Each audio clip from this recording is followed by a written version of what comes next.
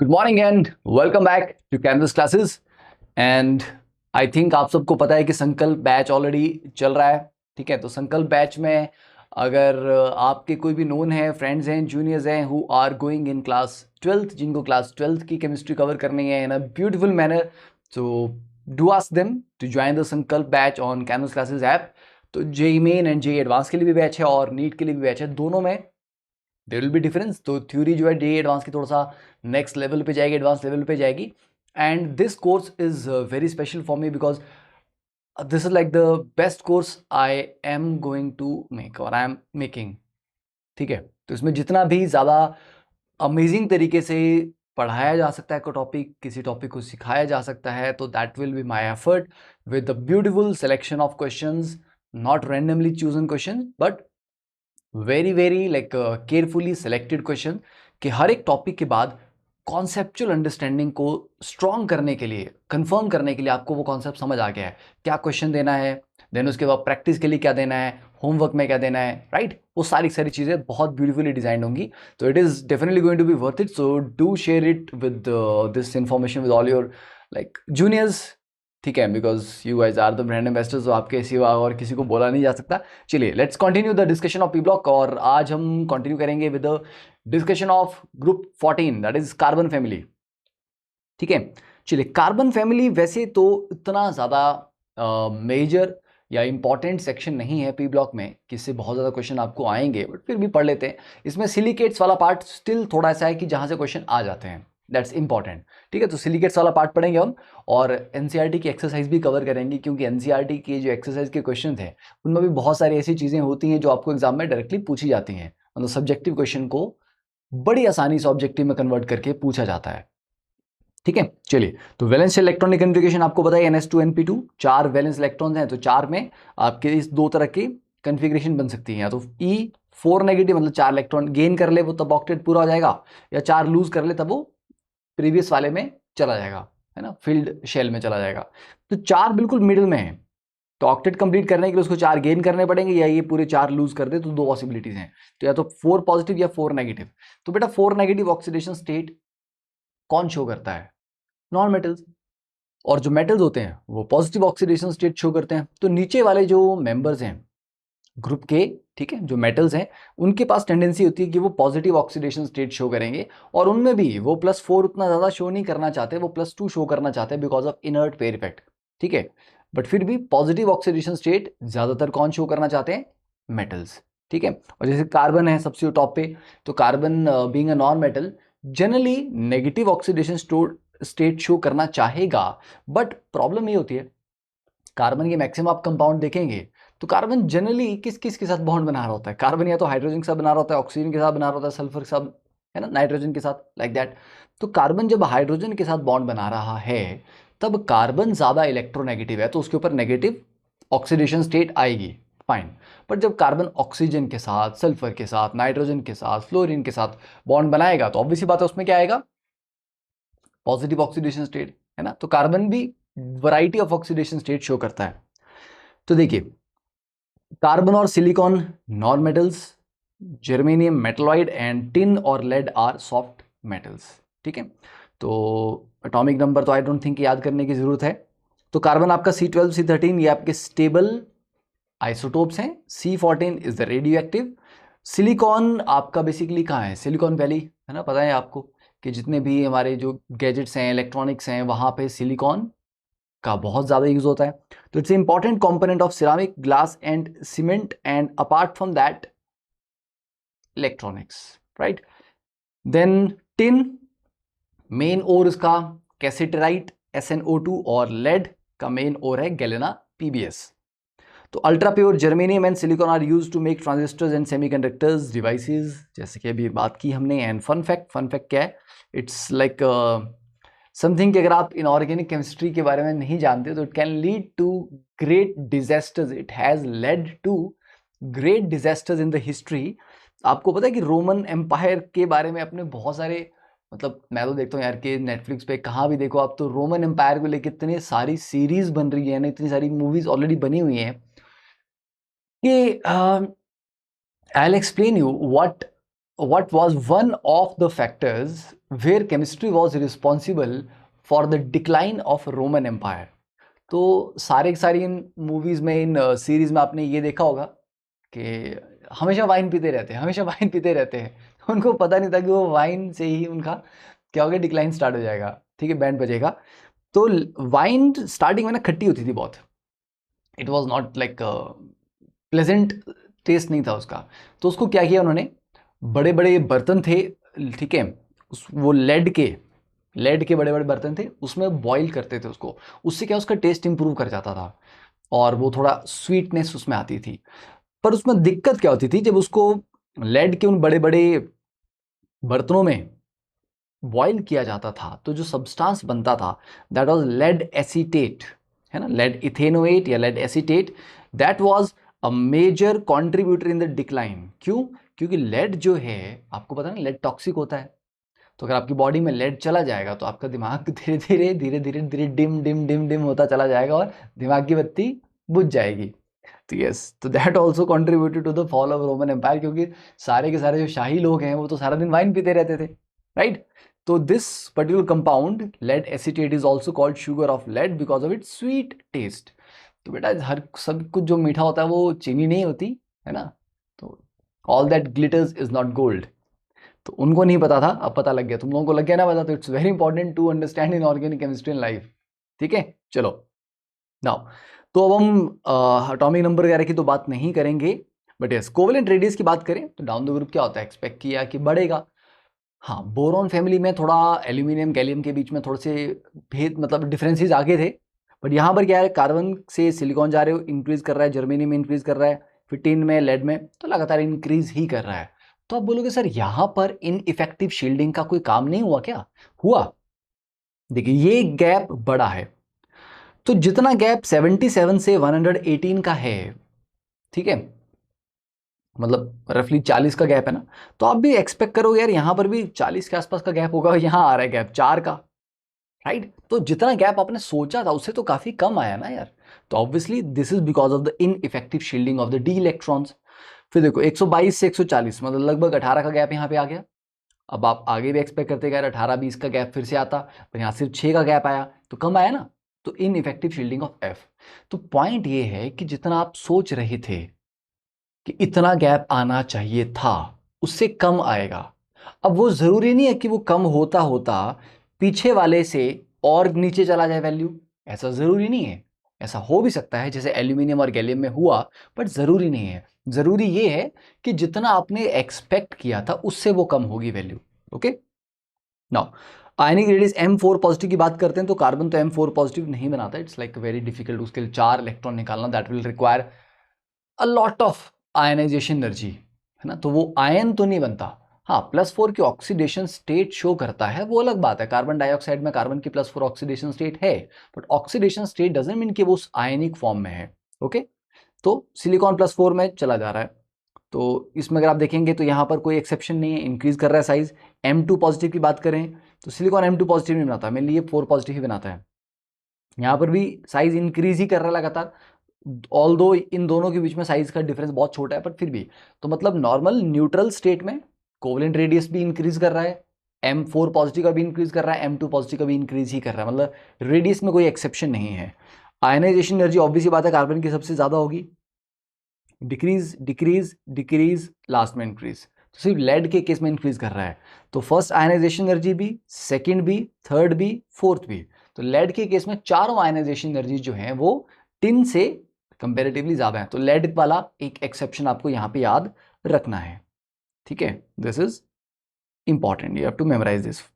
Okay, then electronegativity की बात करें, carbon being a non metal higher है, और उसके बाद सडनली ड्रॉप करती है, फिर लगभग कांस्टेंट रहती है, लास्ट में बढ़ रही है।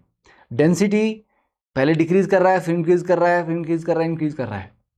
मतलब सिर्फ आपको सिलिकॉन का याद रखना है कि वो कम है, बाकी सब इंक्रीज करते हैं। तो ऐसा बोलो कि सिलिकॉन यहाँ पे एक्चुअली सिलिकॉन का सबसे कम है। सिलिकॉन के बाद कार्बन है, कार्बन के बाद जर्मेनियम है, फिर टिन है, फिर लेड है। तो सिलिकॉन सबसे पीछे है आगे आपका।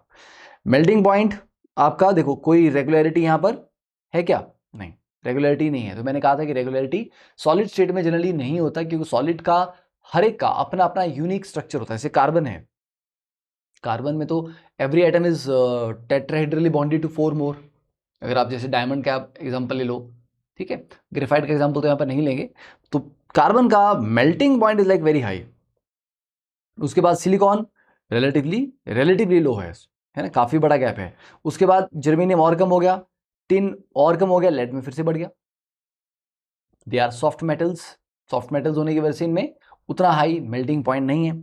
बॉइलिंग पॉइंट का देखो, पहले डिक्रीज कर रहा है, लगातार डिक्रीज कर रहा है। तो बॉइलिंग पॉइंट में फिर थोड़ी रेगुलरिटी है, क्योंकि एक बार लिक्विड स्टेट में आ जाते हैं तो आपका जो एक डेफिनिट स्ट्रक्चर होता था सॉलिड का वो नहीं रहा, ठीक है, राइट। तो ये चीजें याद रहेंगी, याद कर लेना इनको।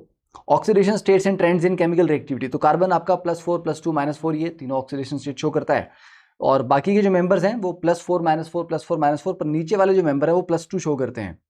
जैसे सिलिकॉन और जर्मेनियम ये पॉजिटिव नेगेटिव दोनों शो कर रहे हैं, ठीक है, क्योंकि जर्मेनियम तो प्रॉपर मेटलॉइड है, सिलिकॉन भी थोड़ा थोड़ा सा मेटलॉइड कैरेक्टर उसके पास है।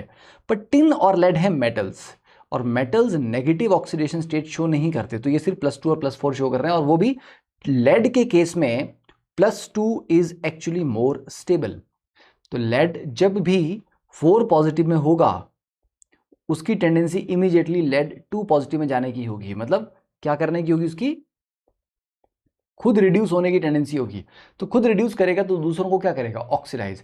तो लेड के जो 4 पॉजिटिव वाले कंपाउंड होते हैं, जहां पर ये +4 ऑक्सीडेशन स्टेट में है, they are good oxidising agent, क्योंकि वो खुद को रिड्यूस करना चाहता है, ठीक है। तो ये आपका इनर्ट पेयर इफेक्ट आ गया नाउ। तो +4 ऑक्सीडेशन स्टेट वाले जो कंपाउंड है उनमें कोवलेंट कैरेक्टर ज्यादा होगा, क्योंकि हायर ऑक्सीडेशन स्टेट तो मोर पोलराइजिंग पावर फजान रूल के अकॉर्डिंग, और कार्बन मैक्सिमम 4 बॉन्ड बनाता है क्योंकि उसमें डी ऑर्बिटल नहीं है, जबकि बाकी के एलिमेंट्स 4 से ज्यादा बॉन्ड बना सकते हैं, ठीक है। तो ये मैंने आपको ये बता दिया कि Pb2 positive is more stable then Pb4 positive. तो Pb4 पॉजिटिव जो है वो स्ट्रांगली ऑक्सीडाइजिंग कैरेक्टर रखता है, जैसे PbO2 PbO में कन्वर्ट होगा, साथ में नेसेंट ऑक्सीजन छोड़ रहा है जो कि ऑक्सीडाइज करने के काम आएगी। नाउ रिएक्टिविटी टुवर्ड्स ऑक्सीजन, तो मोनो ऑक्साइड्स और डाइऑक्साइड्स दोनों बनते हैं। अब इनमें आपको याद रखना है कि जो आपके कार्बन सिलिकॉन जर्मेनियम है, इनके ऑक्साइड्स जो डाइऑक्साइड्स हैं दे आर एसिडिक, और टिन लेड के जो मोनो ऑक्साइड और डाइऑक्साइड दोनों हैं they are amphoteric. Carbon monoxide is neutral, ठीक है। तो टिन और लेड बेसिकली मेटल्स तो हैं, पर उनका मेटेलिक कैरेक्टर बहुत ज्यादा स्ट्रांग नहीं है, ओके। तो उनके जो ऑक्साइड्स और डाइऑक्साइड्स हैं they are amphoteric.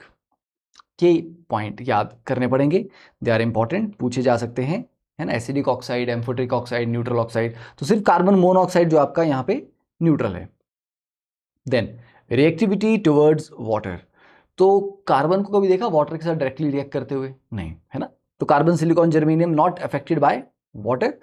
Tin decomposes steam to form SnO2, मतलब स्टीम के साथ अगर आप रिएक्शन करवाएंगे टिन का तो वो SnO2 बनाता है, साथ में H2 गैस रिलीज करता है।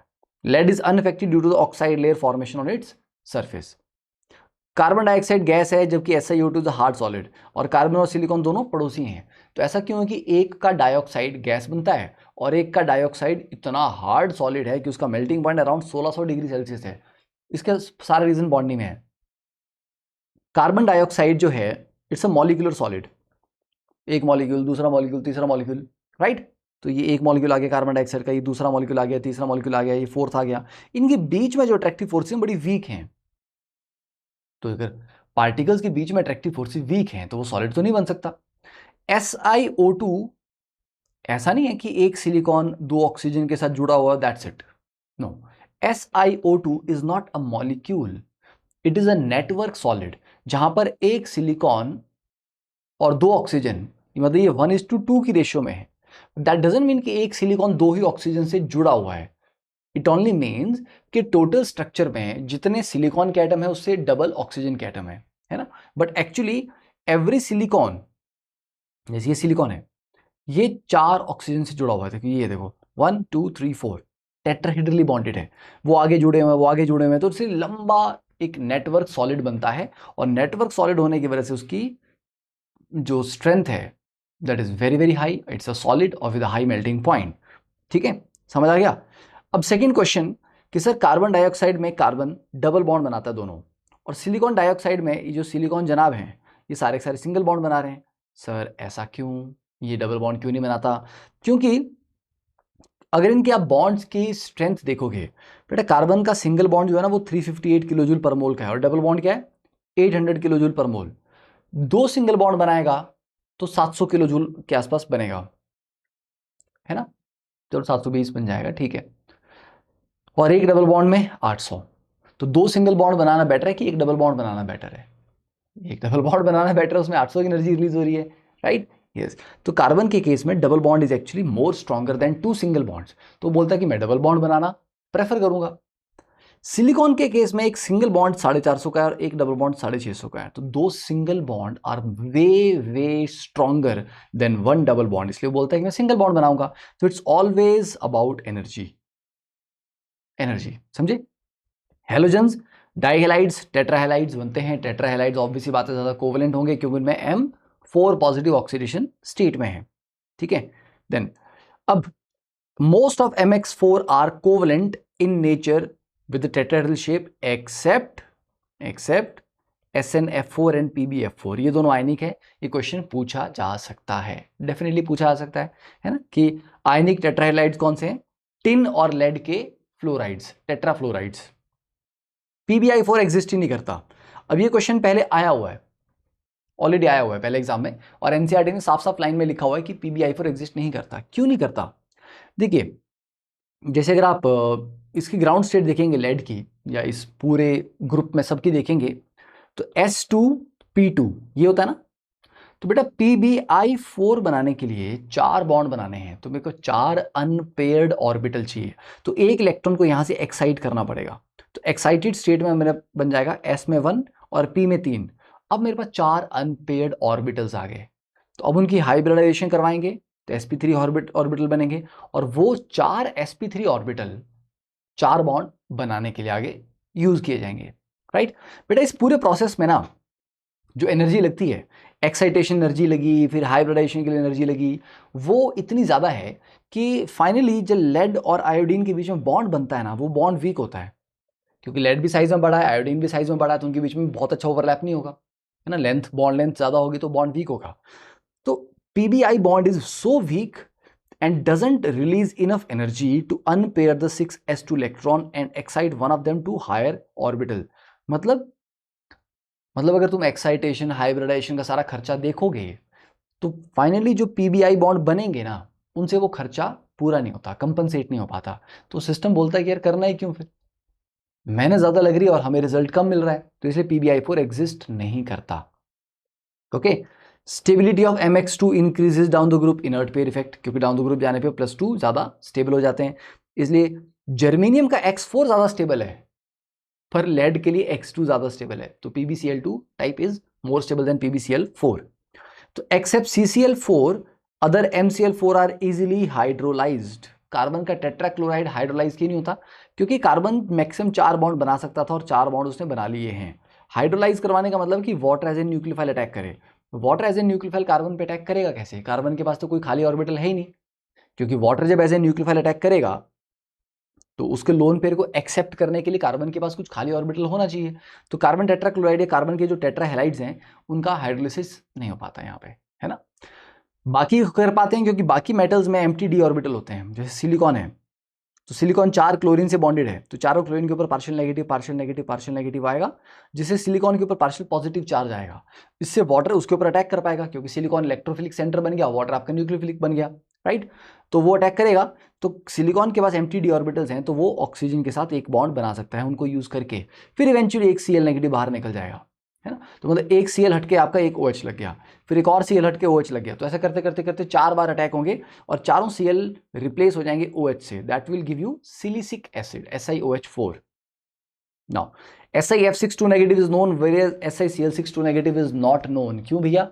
क्योंकि सिलिकॉन के अराउंड 6 छोटे छोटे फ्लोराइड रखे जा सकते हैं। सिलिकॉन का साइज इतना है कि 6 फ्लोराइड्स अरेंज किए जा पाएंगे, ठीक है, बट 6 क्लोराइड्स बड़े हैं साइज में, है ना।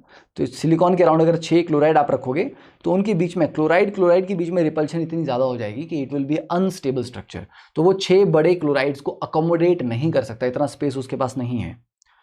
एनॉमलस बिहेवियर ऑफ कार्बन, पहला मेंबर हमेशा डिफरेंट बिहेव करता है, small size, high ionisation energy, high electronegativity और एब्सेंस ऑफ डी ऑर्बिटल्स की वजह से। है ना। तो इसके एनॉमलस बिहेवियर में क्या क्या आता है, ये मैक्सिमम 4 बॉन्ड बनाएगा और मल्टीपल बॉन्डिंग कर लेता है क्योंकि छोटा साइज है ना। एंड हैवियर एलिमेंट्स जो है नीचे वाले वो पी पाई बॉन्ड उतना इजीली नहीं बनाते, ऐसा नहीं कि बिल्कुल नहीं बनाते, बनाते हैं बट उतना फ्रीक्वेंटली नहीं बनाते, वो जनरली पी पाई या डी पाई बना देते हैं। कार्बन कैटेनेशन शो करता है, क्यों, क्योंकि कार्बन कार्बन बॉन्ड बहुत स्ट्रांग है, उसकी वजह से कैटेनेशन प्रॉपर्टी शो करता है। Size increases and electronegative decreases down the group, ये हमने देखा ही था, right. Order of catenation, carbon में सबसे ज्यादा होते हैं, फिर सिलिकॉन, फिर जर्मेनियम, फिर टिन। लेड कैटेनेशन शो नहीं करता, ये वाला क्वेश्चन भी पहले पूछा जा चुका है। Okay, then due to the property of catenation p pi bond formation, carbon is able to show allotropic forms. That's also a good thing. एक अच्छा क्वेश्चन इसके ऊपर बन सकता है कि एलोट्रॉपिक, इतने सारे एलोट्रॉप्स क्यों एग्जिस्ट कर पाता है ये, क्योंकि पहले तो कार्बन कार्बन के बीच में बहुत अच्छे बॉन्ड बन पाते हैं, तो लॉन्ग चेन के अलग अलग तरीके से कोई ट्यूब लाइक स्ट्रक्चर बना रहा है, कोई बकमिस्टर फुलरिन टाइप स्ट्रक्चर बना पा रहा है ना। तो एक तो कैटेनेशन आ गया और दूसरा पी पाई बॉन्डिंग, समझे। सब जगह सिंगल बॉन्ड नहीं बनाते अपने एलोट्रॉप्स में, कई जगह पाई बॉन्डिंग भी साथ में होती है। जैसे डायमंड में तो कोई पाई बॉन्डिंग नहीं होती है, पर ग्रेफाइट में होती है। एक वेकेंट एक मतलब सिंगल इलेक्ट्रॉन जो बचा आपका sp2 के बाद वो घूमता रहता है, तो काइंड ऑफ पाई बॉन्डिंग करता रहता है वो। चलो ये क्विक रिकैप है आपका बोरॉन के लिए, तो इसको आप पढ़ सकते हैं। एमरफस बोरॉन कैसे बनाते हैं, B2O3 को रिड्यूस करते हैं मैग्नीशियम में सोडियम के साथ। ऑर्थोबोरिक एसिड में क्या होता है आपका, ट्रायंगुलर BO3 3 नेगेटिव यूनिट्स होते हैं। डाइबोरेन के हाइड्रोलिसिस से H3BO3 और H2 बनते हैं। Colour of borax bead is due to the formation of glass like metaborates, ठीक है, मेटाबोरेट, ऑर्थोबोरेट नहीं, metaborates. Among the boron halide strongest Lewis acid is Bi3, BF3 सबसे कम होता है क्योंकि उसमें बैक बॉन्डिंग हो जाती थी, ठीक है, तो ये कर लेना। ओके, नोट्स में आपको मिल जाएगा। डायमंड की प्रॉपर्टीज, अब डायमंड की प्रॉपर्टीज आई डोंट थिंक कि मुझे एक्सप्लेन करने की जरूरत है, this is like fundamental thing, आपने 10th क्लास में पढ़ा हुआ है, तो you can just go through this information in the notes, ठीक है। हाँ, एक इंपॉर्टेंट पॉइंट मैं बोलना चाहूंगा, it has highest known thermal conductivity, तो ये फेक डायमंड्स को आइडेंटिफाई करने के लिए यूज की जाती है प्रॉपर्टी। थर्मल कंडक्टिविटी डायमंड की सबसे ज्यादा है, सबसे ज्यादा हाईएस्ट नोन, ठीक है। डेंसिटी इसकी ग्रेफाइट से ज्यादा है, ये तो आई थिंक आप थोड़ा आइडिया भी लगा ही पाओगे। नाउ तो कहाँ कहाँ यूज होता है कटिंग टूल्स बनाने में, और ये डायमंड का आपका स्ट्रक्चर जो सॉलिड स्टेट में हमने पढ़ा हुआ है, इफेक्टिवली 8 एटम्स होते हैं एक यूनिट सेल में, ठीक है। देन ग्रेफाइट, ग्रेफाइट के बारे में भी आई डोंट थिंक कि एक्सप्लेन करने की जरूरत है, लेयर्ड स्ट्रक्चर होता है, स्लिपरी होता है और लेयर की वजह से वो स्लिप कर पाता है। Thermodynamically graphite is more stable then diamond, तो सबसे स्टेबल एलोट्रॉप ग्रेफाइट होता है, ठीक है। तो ये आपका लेयर स्ट्रक्चर आ गया, तो लेयर्स के बीच में डिस्टेंस ज़्यादा है इसलिए इनके बीच में अट्रैक्टिव फोर्सेस कम है, तो ये लेयर एक दूसरे के ऊपर स्लिप हो जाती है, इसलिए ग्रेफाइट को एज ए लुब्रिकेंट भी, सॉलिड लुब्रिकेंट यूज किया जाता है। फुलरीन्स मेड बाय, यहाँ इसके बारे में ये प्रेपरेशन रिएक्शन पढ़ लेना है। Made by heating graphite in an electric arc in the presence of inert gases. Graphite को इनर्ट गैसेस की प्रेजेंस में इलेक्ट्रिक आर्क में हीट करने से फुलरीन्स बनती हैं। Fullerenes are the only pure form of carbon as they don't have dangling bonds, मतलब fullerene में क्या ना से ग्रेफाइट है, अब ये आपको स्ट्रक्चर दिया है, इस साइड कुछ है नहीं, तो इस साइड जो बॉन्ड है वो खाली है, क्यों, क्योंकि ये वाला सेंटर वाला कार्बन देखोगे तो ये 3 तरफ बॉन्ड बना रहा है, ओके, पर ये वाला कार्बन देखो ये 2 तरफ बॉन्ड बना रहा है, तो तीसरी तरफ बॉन्ड बनाने की कैपेसिटी तो है पर कोई एटम नहीं है, तो वो एक वेकेंट साइट है जहां पर कोई एक्सटर्नल इंप्योरिटी एक्सटर्नल एटम आके चिपक सकता है क्योंकि जगह खाली है। पर फुलरीन्स वगैरह में क्या होते हैं, इट्स अ साइक्लिक स्ट्रक्चर, कोई खाली नहीं है, कोई उसका एंड नहीं है ना। लेयर स्ट्रक्चर होगा या कुछ भी होगा, उसका लास्ट में छोर पे जो होंगे, जो एंड्स होंगे, एंड्स पे जाके तो बॉन्ड खाली बचेंगे।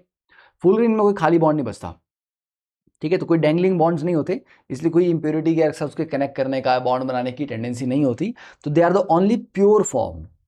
थर्मोडायनेमिकली सबसे स्टेबल ग्रेफाइट है, पर सबसे प्योर फॉर्म आपकी फुलरीन्स है, ठीक है।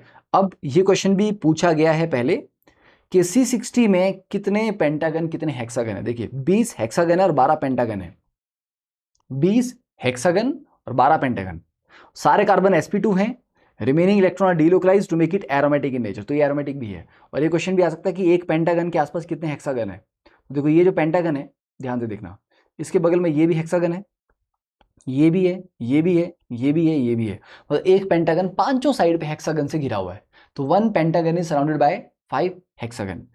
बट अगर आप हेक्सागन का एग्जांपल लेंगे तो देखो जैसे ये वाला हेक्सागन ले लो, ठीक है, साथ में एक हेक्सागन है, अगला पेंटागन है, फिर हेक्सागन है, फिर पेंटागन है। तो 6 में से 3 तरफ उसके हेक्सागन है, 3 तरफ पेंटागन है। तो ये भी क्वेश्चन पूछा जा सकता है, ठीक है।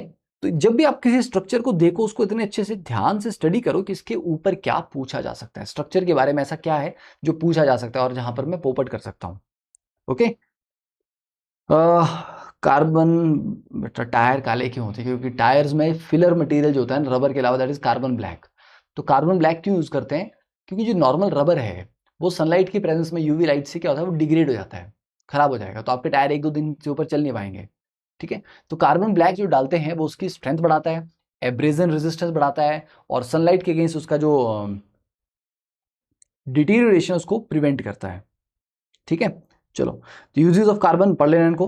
ग्रेफाइट इलेक्ट्रोड है, graphite fibres are use in plastic material to form strength. जैसे आप रैकेट यूज करते हो, है ना, बैडमिंटन खेलने के लिए या टेनिस खेलने के लिए, तो जो रैकेट्स हैं उनमें लिखा होता है ना कार्बन शाफ्ट। तो कार्बन शाफ्ट क्या है? ग्रेफाइट के फाइबर प्लास्टिक के साथ एम्बेड किए होते हैं ताकि उसकी स्ट्रेंथ लाइट वेट हो और स्ट्रेंथ हो, है ना, हाई स्ट्रेंथ और लाइट वेट कॉम्पोजिट मटीरियल बनते हैं उससे, ठीक है। फिशिंग रॉड बनाने के लिए, एयरक्राफ्ट वगैरह में भी यूज किया जाता है। एक्टिवेटेड चारकोल पॉइजनस गैसेज को एब्जॉर्ब करता है, सॉरी एडजॉर्ब करता है, तो उसको गैस मास्क में यूज करते हैं, है ना, एसी सिस्टम में, वाटर प्यूरिफिकेशन सिस्टम में यूज करते हैं। Carbon black is use as a black pigment in black ink and filler in automobile tyre. तो ये टायर्स में वियर ऑन एब्रेजन रेजिस्टेंस देता है, एंड यूवी स्टेबलाइजर है ताकि फोटोकेमिकल डिग्रेडेशन नहीं हो रबर की। Now reactivity towards acids, carbon silicon germanium dilute acid से रिएक्ट नहीं करते, पर टिन और लेड दोनों HNO3 में नाइट्रेट बना रहे हैं, ठीक है, और HCl में पीबी आपका PbCl2 बना रहा है क्योंकि उसके +2 oxidation state is more stable. Lead doesn't dissolve in concentrated HCl because of surface coating of PbCl2। तो ये डायल्यूट HCl में डिसॉल्व हो रहा है, मतलब रिएक्ट कर रहा है, बट कंसंट्रेटेड HCl में रिएक्ट नहीं करेगा, डिसॉल्व नहीं होगा, क्योंकि ऑलरेडी उसके सरफेस के ऊपर PbCl2 की लेयर बन जाएगी। ऑक्साइड्स CO एंड CO2, ठीक है, इनके बारे में कोई बहुत ज़्यादा इंपॉर्टेंट ऐसे कोई रिएक्शन नहीं है, बट आपको पता है कि कार्बन मोनोऑक्साइड क्या करता है, इट्स लाइक टॉक्सिक एक लेवल पे। टॉक्सिक क्यों है? क्योंकि कार्बन मोनोऑक्साइड का हीमोग्लोबिन के साथ जो रिएक्टिविटी बहुत अच्छी है। हीमोग्लोबिन बॉडी में ऑक्सीजन कैरियर है ना, ऑक्सीजन को कैरी करता है, यहाँ से वहाँ लेके जाता है। बट हीमोग्लोबिन जितनी स्ट्रांगली ऑक्सीजन के साथ जुड़ना चाहता है, उससे बहुत बहुत ज़्यादा स्ट्रांगली वो कार्बन मोनोऑक्साइड के साथ जुड़ता है। तो अगर कार्बन मोनोऑक्साइड एटमॉस्फेयर में होगी, तो वो अगर आपकी बॉडी में आप जाते हो, ब्रीद इन करते हो और अंदर जाती है, तो हीमोग्लोबिन जो है वो ऑक्सीजन के साथ अटैच होने की जगह कार्बन मोनोऑक्साइड के साथ अटैच हो जाएगा। तो पूरी बॉडी में वो क्या करेगा, फिर कार्बन मोनोऑक्साइड लेके घूमता रहेगा, तो पूरी बॉडी में आपको ऑक्सीजन की डेफिशिएंसी हो जाएगी, ठीक है। तो इसलिए कार्बन मोनोऑक्साइड टॉक्सिक है, राइट।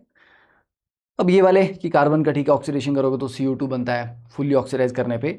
अब इंपॉर्टेंट रिएक्शन है ये वाले, लैब प्रेपरेशन कार्बन मोनोऑक्साइड का। देखिए, फॉर्मिक एसिड का आपने डिहाइड्रेशन कर दिया, H2SO4 के साथ ट्रीट किया, उसने पानी निकाल दिया, तो CO + H2O।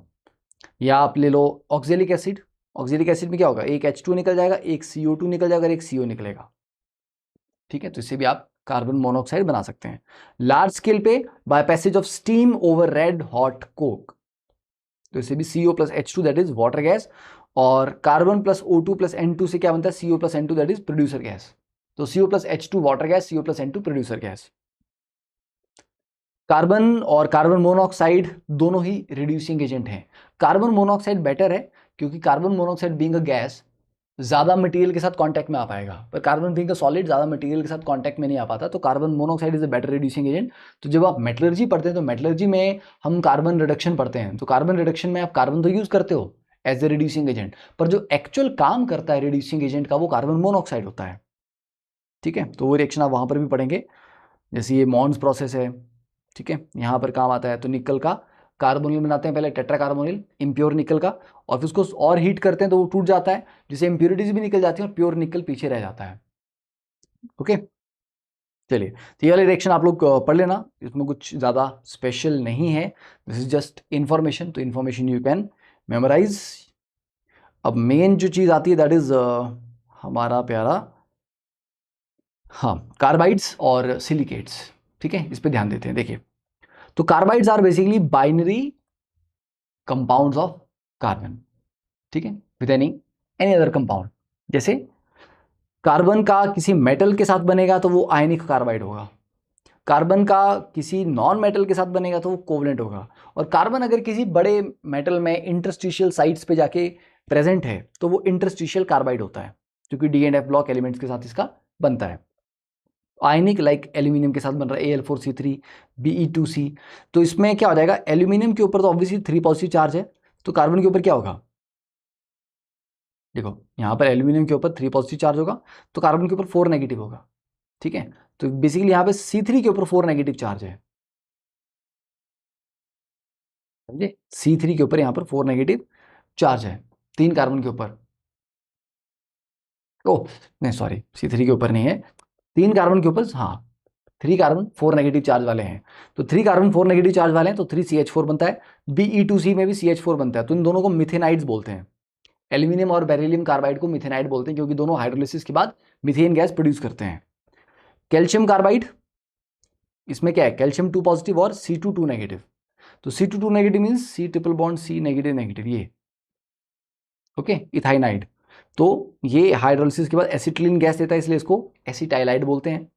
एल्यूमिनियम का भी बनता है इथाइनाइड, एसिटाइलाइड, Al2C2 थ्राइस। मैग्नीशियम का जो कार्बाइड है दैट गिव्स यू प्रोपाइन, तो उसको प्रोपाइनाइड बोलते हैं।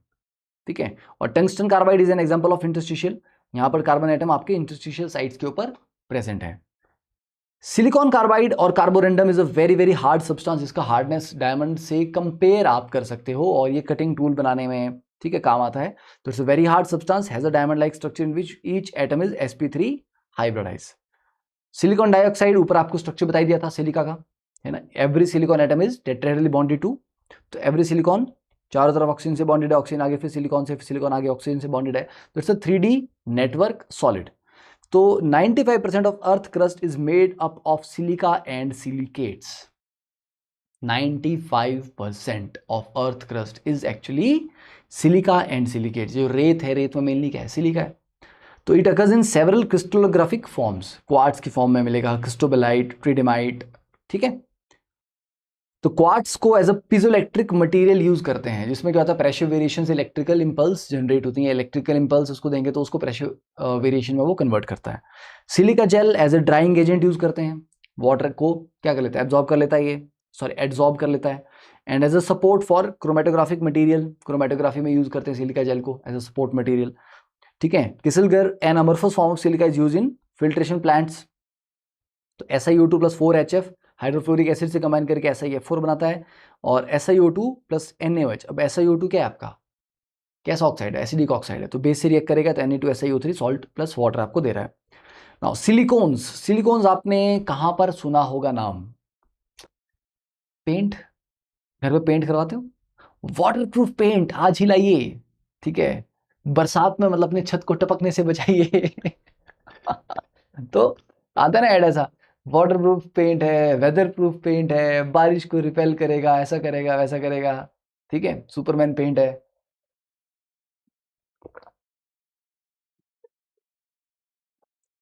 वहां पर सिलिकॉन्स होते हैं, सिलिकॉन्स का इस्तेमाल वहां पे होता है। ओके, तो silicones are what, these are synthetic organosilicon compounds. Organosilicon मतलब वहां पर क्या आपका कार्बन भी प्रेजेंट है। ठीक है, हैविंग रिपीटेड R2SiO यूनिट, ये यूनिट आपका रिपीट होता चला जाता है और एक लॉन्ग चेन बनती चली जाती है, जिसमें सिलिकॉन ऑक्सीजन सिलिकॉन वाली SiO-Si लिंकेजेस हैं। तो रिपीटिंग यूनिट क्या है, R2SiO, और ऑर्गेनोसिलिकॉन कंपाउंड है ये। ठीक है, जनरल फॉर्मूला क्या है, R2SiO-N, क्योंकि R2SiO जो यूनिट है वो रिपीट होता चला जाएगा। ये बनता कैसे, देखिए CH3Cl लिया आपने, उसका सिलिकॉन से ट्रीटमेंट किया, अब क्या क्या बनेगा ऐसा, CH3SiCl3। ओके, मतलब सिलिकॉन के साथ एक CH3 है और बाकी 3 क्लोरीन है, क्योंकि सिलिकॉन के साथ बनने टोटल 4 बॉन्ड है। अब 4 में एक जगह मिथाइल लग गया और बाकी जगह 3 जगह क्लोरीन लग गया, या 2 जगह मिथाइल लग गया और 2 जगह क्लोरीन लग गया, या 3 जगह मिथाइल लग गया 1 जगह क्लोरीन लग गया, या 4 जगह मिथाइल लग गया।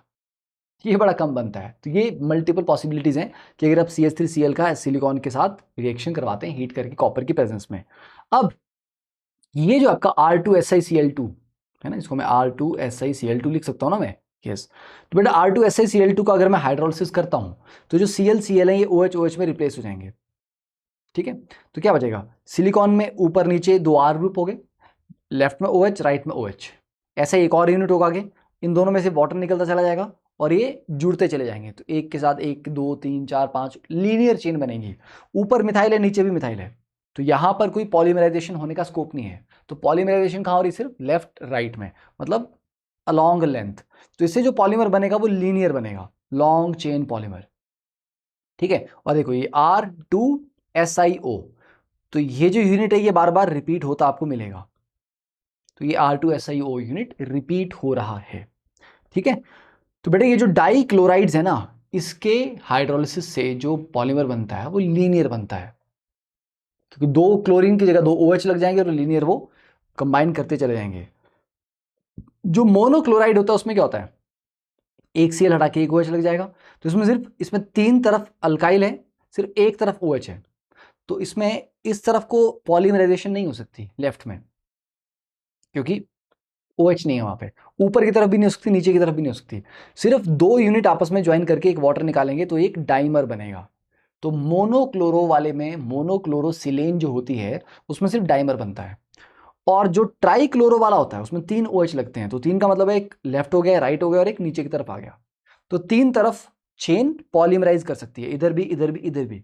तो इसमें क्या बनता है, इस तरह से ये क्रॉस लिंक्ड पॉलीमर बन जाता है, एक लीनियर चेन एक और लीनियर चेन, वो दोनों आपस में जुड़ गई। जैसे ये एक लीनियर चेन थी, ये एक लीनियर चेन थी, ये आपस में जुड़ गए, तो क्रॉस लिंकिंग हो गई, ठीक है। तो क्रॉस लिंक्ड पॉलीमर आपने एड्स में सुना होगा, now this paint has cross linked polymer, ठीक है, दैट गिव्स यू एक्स्ट्रा, मतलब क्या, वाटर प्रोटेक्शन एंड ऑल जो भी है, ठीक है। तो ये जो देखो, ये जो आपका क्रॉस लिंक पॉलीमर है, इसमें अगर आप देखेंगे ये वाला जो सरफेस है यहाँ पे R ग्रुप है, इस वाले सरफेस पे भी R ग्रुप है, और R ग्रुप कैसा होता है, वाटर रिपेलिंग होता है, हाइड्रोफोबिक होता है। तो this is what gives these paints water repellent character या प्रॉपर्टीज, ठीक है, समझे। तो यूज क्या गया इसके, सिलिकॉन और कहाँ के यूज होते हैं, आपने देखो कि बड़ी बड़ी ग्लास बिल्डिंग्स हैं, है ना, मतलब पूरी बिल्डिंग में ग्लास ही ग्लास लगा है, दीवार नहीं है, ग्लास ही है पूरा, बट ग्लास को फिक्स करने के लिए जो एंड में जो कोटिंग होती है ना उसके, वो ऐसे काइंड ऑफ अधेसिव जो लगाते हैं वो भी सिलिकॉन का पेस्ट होता है वो, ठीक है, वो भी सिलिकॉन होते हैं इंडस्ट्रियल यूज वाले। इवन सिलिकॉन को एज अ ल्यूब्रिकेंट यूज करते हैं, कभी आप देखोगे अगर बड़े बड़े जो मशीन्स हैं उनके ऊपर काम होता है, ठीक है, मशीन आपकी डिसअसेंबल की है, अब वापस उसको रखना है, गैस्केट लगाएंगे, तो उसके भी ऊपर क्या होता है, ऐसे नहीं कि गैस्केट रखे चिपका दिया, प्रॉपर सील होना चाहिए ना वो, तो उसका एज अ सीलेंट उसमें सिलिकॉन की लेयर लगाते हैं, फिर जब वो प्रेस करेगा अच्छे से तो वो सारा गैप फिल कर देगा, तो कोई गैप नहीं बचेगा बीच में, है ना। तो एज अ सीलेंट यूज़ करते हैं, एज अ ग्रीस यूज़ करते हैं इसको, ठीक है, मतलब लुब्रिकेंट। इलेक्ट्रिकल इंसुलेटर है ये, वाटर प्रूफिंग करता है फैब्रिक की, यस। सिलिकॉन अपने कपड़े पे पूरा मल मल के जाओ, फिर बारिश में भीगो, कोई दिक्कत नहीं है, गीले नहीं होगे, ठीक है। इससे एक और चीज़ याद है, यहाँ एक बड़ा अच्छा मैंने देख रहा था कि हैक के, अगर आप बारिश में अपने जूतों को भीगने से बचाना चाहते हैं, कैनवस शूज़ हैं अगर आपके, तो उसके ऊपर मोमबत्ती लेके घिस दो, तो काइंड ऑफ वैक्स की कोटिंग सी हो जाएगी एक, तो that will be like water repellent, ठीक है। दूसरा है कि सिलिकॉन लगा लो उसके ऊपर, ठीक है।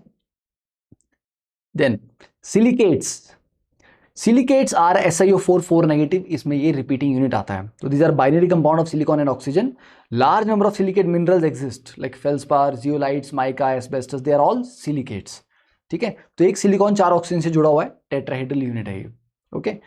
तो this tetrahedral units may exist as discrete unit, मतलब सिंगल सिंगल सिंगल यूनिट भी हो सकते हैं, और may polymerize into larger unit, polymerize भी कर सकते हैं, तो लीनियर चेन बन सकती है, क्रॉस लिंकिंग वाली चेन बन सकती है। तो देखो ऑर्थोसिलिकेट क्या होते हैं, सिर्फ डिस्क्रीट यूनिट होता है, सिंगल, ये सेंटर में आपका सिलिकॉन है, इसके ऊपर भी ऑक्सीजन यहाँ यहाँ यहाँ, तो अगर टॉप व्यू देखोगे आप, टॉप से देखोगे तो आपको ये वाली ऑक्सीजन दिखेगी, ये इसके एग्जैक्टली नीचे सिलिकॉन होगा, ये डॉट, और बाकी 3 तरफ ऑक्सीजन, है ना। तो ये एक्चुअली टॉप व्यू दिखाया हुआ है, ओके। पायरोसिलिकेट क्या होता है, जब 2 सिलिकेट के यूनिट्स ज्वाइन करते हैं, एक ऑक्सीजन उनमें शेयर होती है, तो एक ऑक्सीजन कॉमन आ जाती है दोनों के बीच में, ठीक है। तो इसका अगर आप फॉर्मूला लिखेंगे तो फॉर्मूला क्या आएगा, इसमें SI कितने यूनिट्स हैं, 2, एक यहाँ पे एक यहाँ पे, ऑक्सीजन कितनी है 1 2 3 4 5 6 7, ठीक है।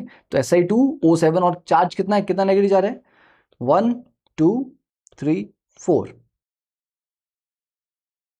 राइट? इतना ही है ना, पक्का, श्योर? हाउ अबाउट दिस, इस पे भी तो होगा ना, इन दोनों ऑक्सीजन पे नेगेटिव चार्ज होगा, तो बेसिकली 1 2 3 4 5 6 नेगेटिव। ओके, यहाँ पर नेगेटिव चार्ज, यहाँ पर भी नेगेटिव चार्ज।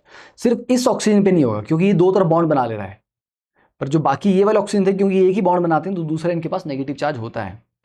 साइक्लिक सिलिकेट्स, जैसे ये 3 यूनिट्स मिल गए, ये एक सिलिकेट था, ठीक है, इसके देखो कितने ऑक्सीजन शेयर हो रहे हैं, 2, ये दोनों, ठीक है, तो ये दूसरा सिलिकेट है, ये तीसरा सिलिकेट है, तो बेसिकली आप देखेंगे 2 यूनिट्स शेयर हो रहे हैं, तो है यूनिट्स 3, सिलिकॉन यहाँ पे कितने हैं, सिलिकॉन आपके पास 3, ऑक्सीजन कितनी है आपके पास 3, ठीक है, 1 2 3 4 5 6 7 8 9,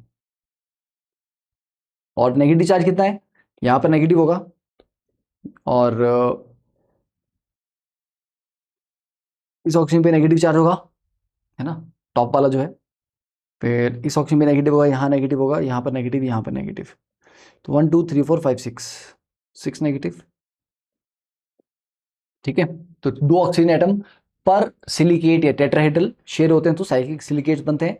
if all 4 corners are shared तो एक 3D नेटवर्क सॉलिड बनता है, ऑल चारों कॉर्नर अगर शेयर्ड है तो 3D नेटवर्क सॉलिड बनता है, like quartz, tridymite, cristobalite, feldspar, zeolites, they are all 3D network solids, चारों ऑक्सीजन एटम शेयर्ड है। तो zeolites are basically what, aluminosilicates. Aluminosilicates का मतलब है कि कुछ सिलिकॉन के एटम्स को एल्यूमिनियम से रिप्लेस कर दिया गया वहां पे, ठीक है, तो they contain negative charge which is balanced bye a cation. क्यों? क्योंकि जब सिलिकॉन लेंगे वो 4 पॉजिटिव वाला है, उसको रिप्लेस करके आप एल्यूमिनियम 3 पॉजिटिव से, तो 4 पॉजिटिव चार्ज हटा के आपसे 3 पॉजिटिव लाए, तो प्रॉपर बैलेंस तो नहीं हुआ ना, एक पॉजिटिव चार्ज और चाहिए आपको, तो उसके लिए आप एक्स्ट्रा कैटायंस लेके आते हैं, ठीक है, समझ आ गया? तो जियोलाइट जो है दे आर माइक्रोपोरस होते हैं, इनमें ये जो पोरस स्ट्रक्चर है ये एक पर्टिकुलर साइज के मॉलिक्यूल को ये अपने थ्रू पास करने देगा। चलिए, तो ये होगी इसकी कहानी। इसके बाद एनसीईआरटी सॉल्यूशन आपको मैं दे रहा हूँ नोट्स में, यहाँ पे इनको पढ़ लेना, दे आर गुड क्वेश्चन, क्योंकि इनके ऊपर क्वेश्चंस को घुमा फिरा के पूछा जा सकता है, ठीक है, तो दे आर लाइक काफ़ी क्वेश्चन है ये, तो 13 ग्रुप 14 ग्रुप के पूरी एनसीईआरटी का मतलब एटलीस्ट सारे रिएक्शन आपको मिल जाएंगे, सोल्यूशन इकट्ठे मिल जाएंगे, तो एक बार इनको रीडिंग मार लेना, रीडिंग मारने से आपका और अच्छे से रिवीजन हो जाएगा, ठीक है, और कुछ में भी नई चीज़ें आपको पता चलेंगी, तो दे आर इनफ, काफ़ी क्वेश्चन है, यस 33 37 क्वेश्चन है, ठीक है। चलिए नेक्स्ट लेक्चर में स्टार्ट करेंगे with group 15 that is nitrogen family, okay. चलो, तो keep sharing, keep spreading the word about Canvas classes and do tell your juniors about Sankalp batch, ठीक है। Thank you, bye.